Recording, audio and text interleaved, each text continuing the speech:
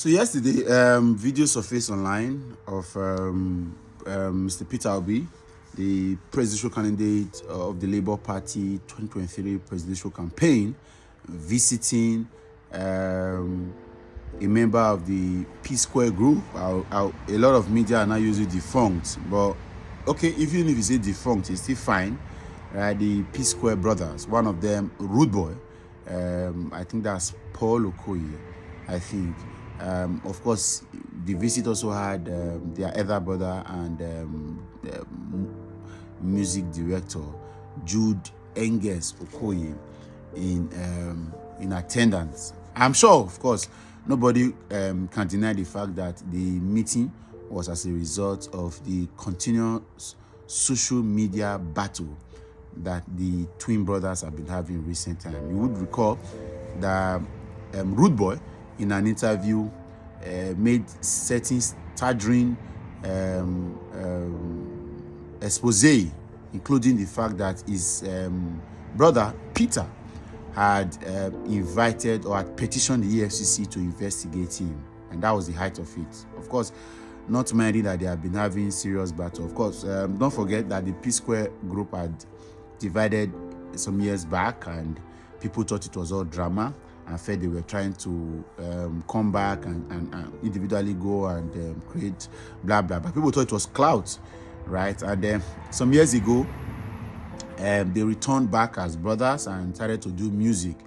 But unfortunately, only for Nigerians to hear that they are further separated again, right? And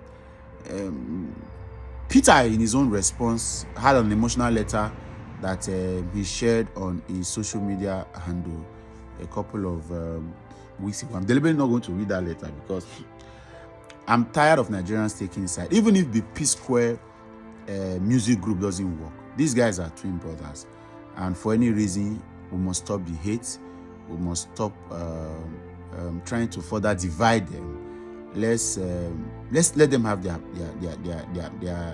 blood relationship back. If music doesn't work, they can continue to be blood brothers. And I've seen comment, I've seen rhetorics, I've seen videos, I've seen commentaries, I've seen content that further tend to take side, and I think is wrong. Thank God Peter Obi himself, being a man of peace, and has gone to reaching out to these people. At least for now, one of the ways to getting this matter resolved is taking it off social media, because I can tell you for free, there has been nothing that has been taken to social media and it was solved on social media, especially when it comes to relationship feud, right?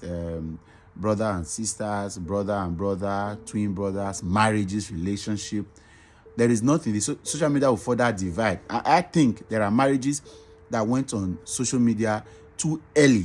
When I mean too early, the issues between them went on social media too early, and that gave different narrative, different analysis, different analytics into the matter. When these people would have realized what they did that was wrong and they would have wanted to correct it, social media have already hacked the whole situation and made it almost impossible for them to be able to reconnect. A pleasant case is the Israel and Sheila's marriage. I think, for example, if that marriage wasn't on social media, at the time it got on social media, that marriage, the issues would have been resolved. What Sheila did was just to walk away from the place to have her peace. I'm sure Israel too wanted the marriage, because you could know that he still loved the girl. All those accusations of your mother this, your mother that, I think, by the way, let me go back. Those things were very little.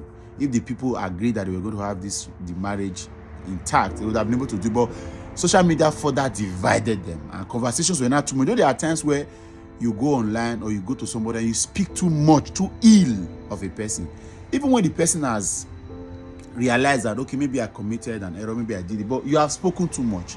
And a lot of time, reputation now come before a lot of things, and they don't want to. I think that's what is happening. That's why I'm not so comfortable when I hear people further denigrate one of them. Right? People say that I look like them, I look like their younger brother, right? And then I've been hearing that for years. I've also been asking people to connect me with them, so that maybe I'll be the one to settle them. I don't know. They used to say I look like, I don't know if I still look like them now. The fact that I've been hungry for a while when I was eating so much money. The irony. So back to it. So Peter Obi went visiting Rude Boy. I think in the first leg of whether maybe would have spoken to Mr. P, who is the other partner, privately. But I know, because since Jude was there, I'm sure Jude has it, because the conversations, the issues, like I said, I'm not going to be involved in what this one said, what this one did not say, right? There are the battles of who wrote the songs, who is in charge more of the intellectual property, even though the group owns the intellectual property, who is doing more for the group, family issue, disrespect for Joe, disrespect for personal families, disrespect for craft and abilities. All that are in the conversation. I'm sure that all these things are really not necessary, and I'm saying it here to Nigerians. Let's not further divide these people. I do not know if they still have a music culture together, but even if they don't do music together, their relationship as blood brothers should not be tampered with.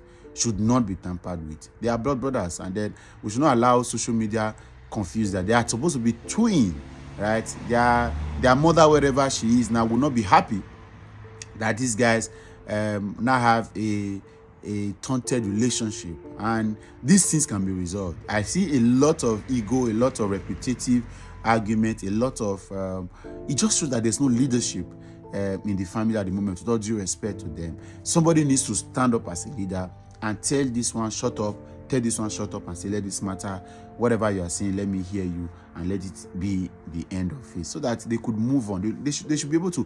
Twin brothers, man, twin brothers. They are friends of mine years ago that we were once connected. I really still wish that we are connected, even though time and chance have happened to us, even though we have gone, because you still want to, people that you spent 10 years together with, you still want to have some level of relationship with them, let alone people, somebody that you came out from the same womb with, on the same day, on the same circumstances.